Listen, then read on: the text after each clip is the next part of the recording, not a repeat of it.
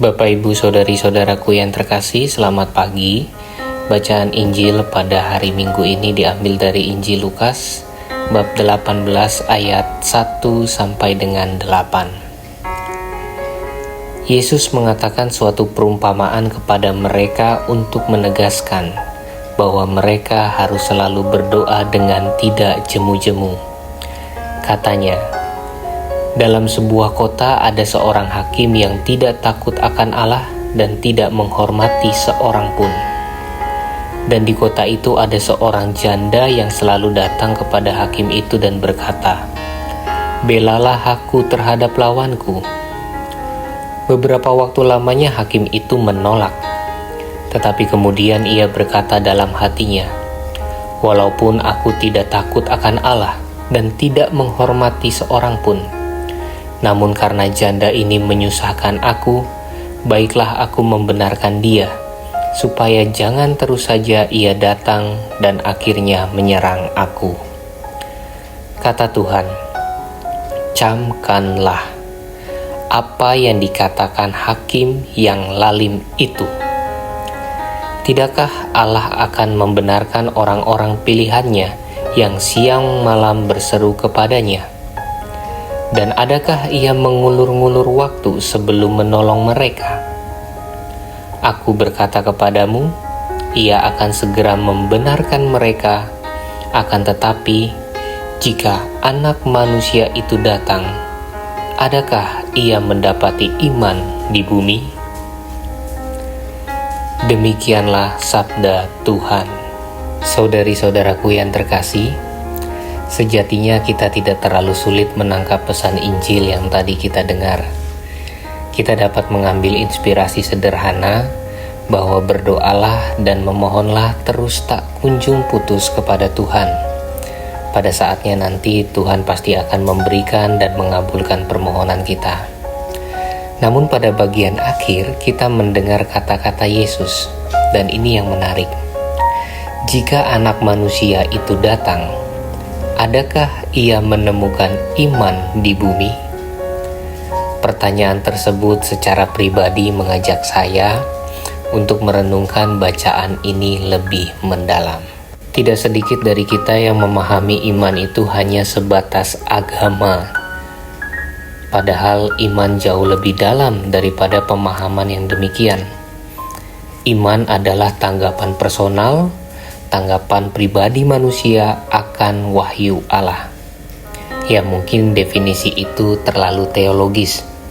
Kalau mau disederhanakan, saya mendefinisikan iman merupakan relasi personal manusia dengan Tuhan. Dalam sebuah relasi itu, ada sebuah kerinduan terdalam, ada rasa haus yang ingin selalu dilegakan atau disegarkan dalam hadirat bersama dengan Tuhan. Dari sini kita bisa mengerti bahwa fondasi utama dari doa adalah iman, bukan rumusan indah nan panjang dari sebuah kata-kata. Sampai di sini kita bisa bertanya sebenarnya, apakah aku kalau ke gereja berangkat dari sebuah kerinduan untuk berjumpa dengan Tuhan dalam Ekaristi, atau itu hanya sekedar kewajiban beragama saja? Apakah aku ketika mengucapkan doa Salam Maria, ketika doa bersama di lingkungan atau komunitas, juga menyertakan kerinduan terdalamku pada Bunda Maria, atau hanya sekedar agar cepat ganti giliran? Dan bukankah kita juga kadang tanpa sadar mengungkapkan iman kepercayaan kita atau doa syahadat dengan berlalu begitu saja? Bagi saya, iman adalah sesuatu yang bersifat dinamis. Mengapa saya katakan dinamis? Ya, kadang iman kita berada dalam posisi yang kokoh, tapi kadang juga iman kita berada dalam situasi yang terguncang. Dan iman menurut saya membentuk pribadi manusia. Semakin dalam iman seseorang, semakin ia bertumbuh dan bertransformasi di dalam kasih. Lah, kok bisa? Jelas bisa. Semakin dalam iman seseorang, ia semakin dekat dengan sang sumber kasih itu sendiri.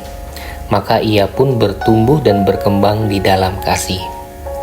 Iman memanifestasikan sebuah tindakan kasih, maka sama sekali sesuatu yang tidak masuk akal dan sangat berseberangan ketika orang mengatakan dirinya beriman kepada Tuhan, tetapi melakukan sebuah tindakan kekerasan kepada sesamanya. Iman membentuk hati manusia bukan untuk saling membenci atau saling menyakiti, tetapi untuk saling berdamai dan mengupayakan suatu kondisi yang saling mencintai. Salah satu aspek lain yang perlu kita perhatikan dari iman adalah iman mengandaikan penyerahan diri manusia secara total kepada Allah.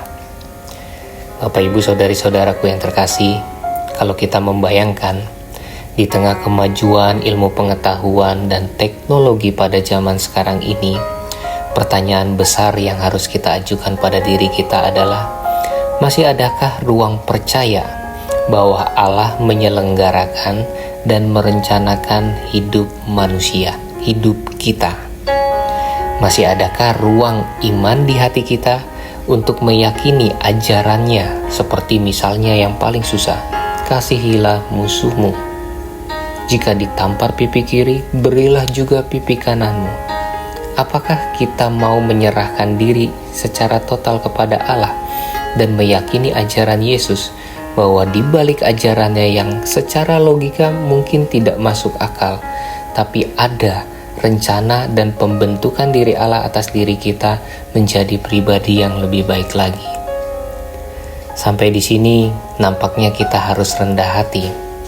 Ternyata untuk beriman, kita tidak hanya membutuhkan akal budi, tetapi jauh lebih dalam, kita membutuhkan rahmat yang berasal dari Tuhan.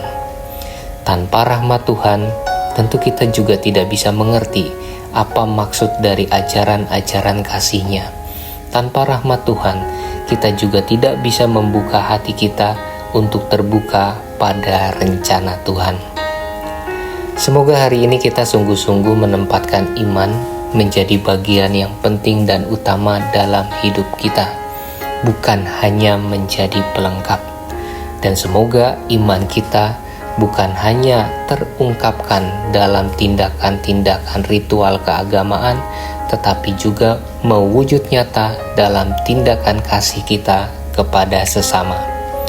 Ingat, Tuhan sayang padamu, dan jangan lupa berdoa hari ini. Tuhan memberkati.